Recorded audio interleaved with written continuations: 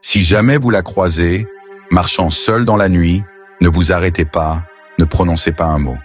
Fuyez, elle est Roku. Tout commence dans un petit village perdu de Corée du Sud. Parmi les habitants vivait une femme du nom de Mayumi. Douce, aimable, elle vivait seule dans une modeste maison en bois, à l'orée du village. Personne ne se doutait de son secret, car Mayumi n'était pas une femme comme les autres. Elle était une Rokurokubi, condamnée à voir son cou s'étirer démesurément une fois la nuit tombée. Chaque soir, alors que le village sombrait dans le sommeil, son cou s'allongeait et sa tête se mettait à errer, libre. Elle arpentait les rues obscures, silencieuses.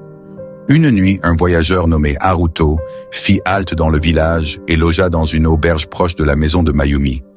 Haruto, incapable de trouver le sommeil, décide de marcher un peu sous la lumière de la lune. C'est alors qu'il l'aperçut. La tête de Mayumi flottait dans les airs, son cou interminable se tordant et se déployait comme un serpent. Haruto ne crie pas, il courait.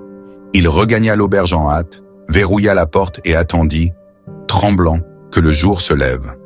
Au matin, il raconte aux villageois ce qu'il avait vu. Ces derniers, bouleversés, se rendent chez Mayumi pour lui demander des explications.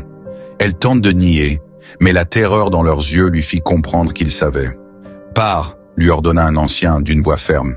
« Nous ne te ferons aucun mal, mais tu ne peux plus rester ici. » Mayumi rassemble ses affaires et quitte le village ce jour même, s'évanouissant dans les profondeurs de la forêt. Cette histoire nous vient de Corée du Sud. Partagez votre pays et je créerai une histoire terrifiante, inspirée de ces légendes.